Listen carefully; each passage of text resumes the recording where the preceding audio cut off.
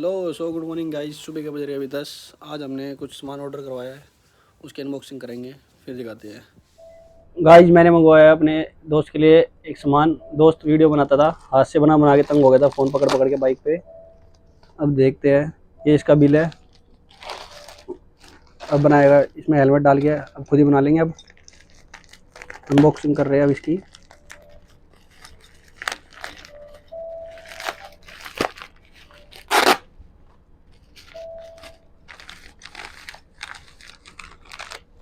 देखिए गाइज, ये है, इसको हम हेलमेट में फिट करेंगे। तो कमेंट करके ज़रूर बताएं। ये इसका बिल है। अब बनाएंगे अपने बढ़िया बढ़िया व्लॉग और वीडियोज़। ठीक है गाइज, अब मिलते हैं अगले व्लॉग के साथ।